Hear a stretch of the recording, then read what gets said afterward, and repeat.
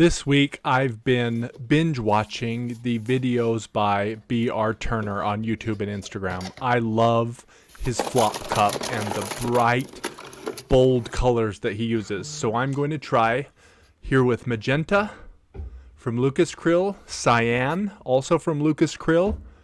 Then these two new paints I have is Pyral Orange and Permanent Green from Blick. Some Payne's Gray for a dark color, and then I need a lighter color.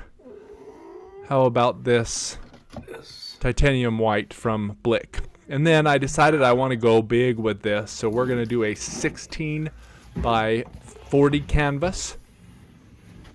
I'm going to need a bunch of paint, 33 ounces or so for a canvas this size. And I got my big, huge thumbtacks that I'm going to put here.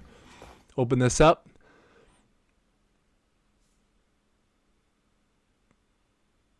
Add my thumbtacks, level it out, and we're going to be ready to go. Mr. Turner uses between 2 and 5 parts Floetrol and 1 part paint. So I'm going to do something similar. Definitely need to strain your paint or else you get crap like this in it.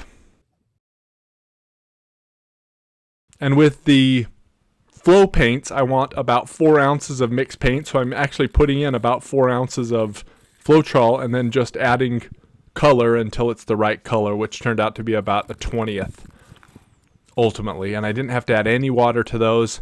The Payne's Gray was a little bit less, but I did add a little bit more because I wanted it to be a little bit deeper than it was initially. For the Lucas Krill, 1 part paint, 2 parts pouring medium, and then I did have to add a bunch of water to get it to the same consistency as the other paints. With this technique, because the colors mix so much, because there's so much action when you're flipping the paint on, you really want them to be thicker than a normal paint. So this is a mound when you're dripping it back in. And the white, same thing. I probably used a little bit. It was more like 3 parts Floetrol to 1 part paint because I ran out of white there, as you can see. And I had to add a bunch of water because that paint is so much thicker.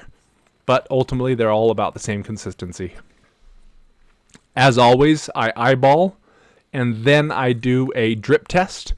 Just do a small area. This is about the size of a dime for each one, and then let it flow down the paper. Take a peek at how close they are. I added a little bit more water to the magenta, but everything else seemed to be pretty good. So now that we have the paint the right consistency, we're going to make 2 cups to do the flop pour with. I'm just going to put the same amount of paint in each. So we're going to start with the magenta. Actually, I lied. We're going to start with a tiny bit of white. I don't want the white to take over, but I do want a little bit at the bottom. Okay. Now we'll do the magenta. Remember, we left this kind of medium thick because the thinner you go, the more the paint will mix, and we're using all the paints, all the colors in the color wheel, so if it mixes too much, we'll get brown, which we don't want. We want it to keep nice and bright like B.R. Turner does it. I'm going to do orange. And I have about 4 ounces of each of these colors of paint.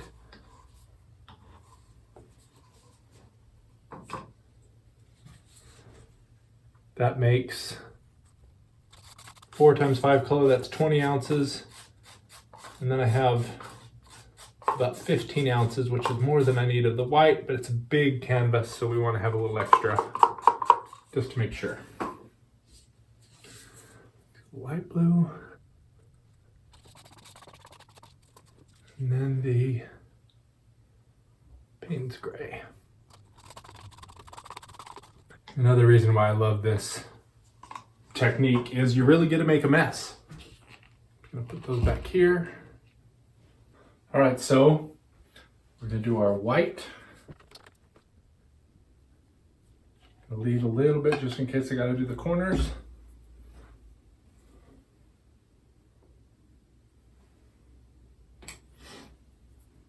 Next, we're going to take our paint. And again, this is not a controlled flow. We're going to take our cup and we're really going to jump it and kind of push it out so it comes out in big globs, then maybe do a little bit of lace or lines of paint at the end. So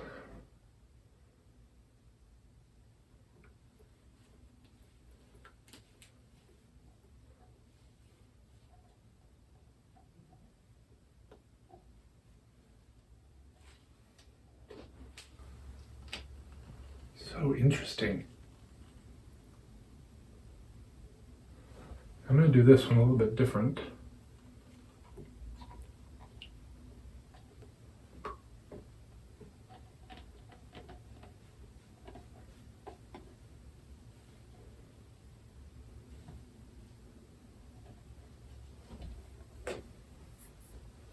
We'll get our torch.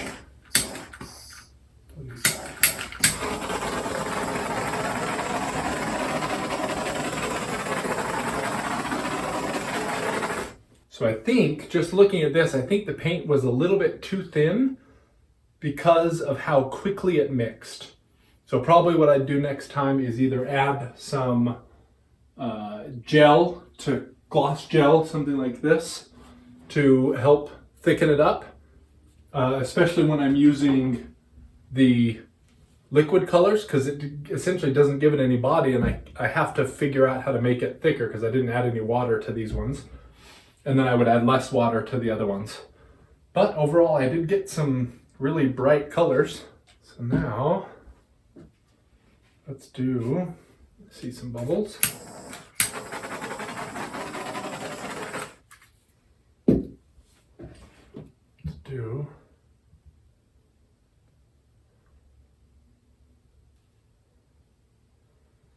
We're just going to go all the way out the edge there. I'm going to come back to the middle.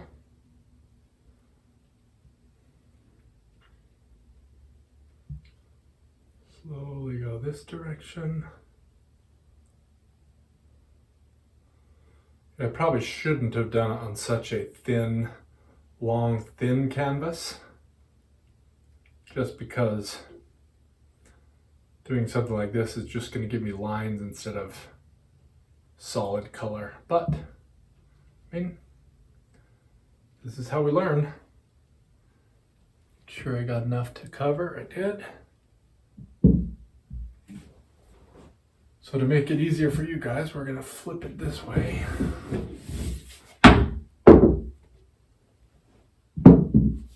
And you'll be able to see me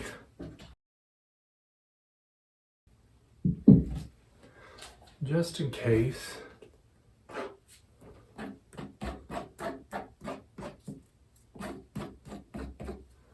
Do a little bit corners here.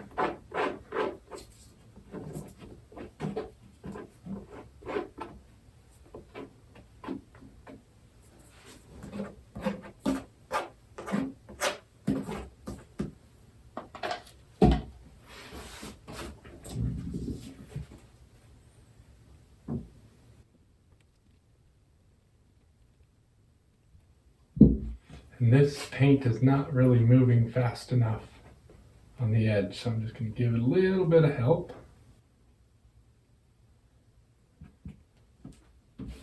And now that that's wet, instead of having dry canvas there, it should move a little bit quicker that direction.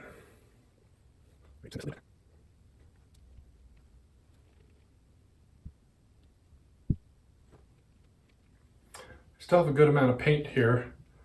You can see, especially in the middle here, it's moving quite nicely. So we're going to let it kind of roll over that front edge just a little bit.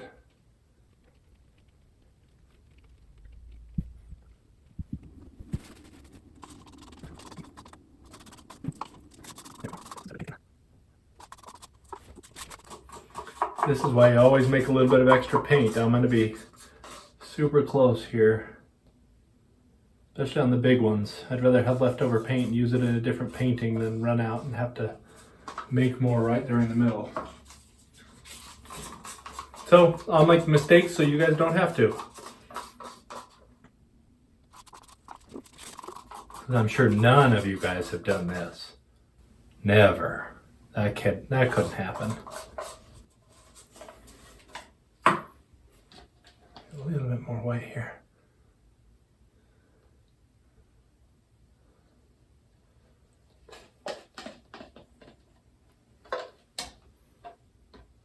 All right. Don't worry, I just touched that.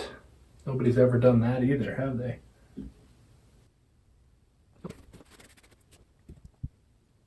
I go nice and slow here.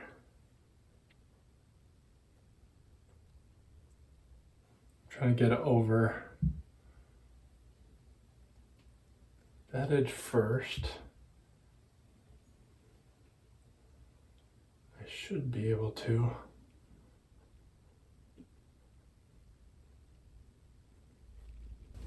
Did I get all that side covered?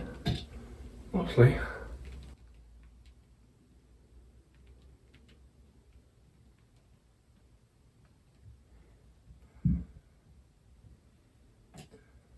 There's this area right here with all the cells that I really love. So let's get cleaned up and take a closer look. Overall, I really like the psychedelic look that this has. Not one color didn't take over everything. I got some sections with cells that you can see here. I got lots of colors. A little bit more mixing that I wanted. This is my favorite part. I love how the cells kind of showed up here. There's a couple of places where I think the canvas had a little bit of oil on it. That looks almost like silicone, but I didn't use any silicone in it. So, but that could also be the Floetrol. It does have a little bit of oil. That's why it sells. But I love the stripes here. I got those stripes because I had to tilt for so far because of this long canvas. I'm not in love with this, but I think with the overall piece, that color actually looks just fine. And had I had the paint a little bit thicker, like I mentioned before, I could have gotten the actual look that Mr. Turner gets. But overall, I really love how this worked out. And if you haven't seen it, I did another large painting like this that I think you'd enjoy seeing here.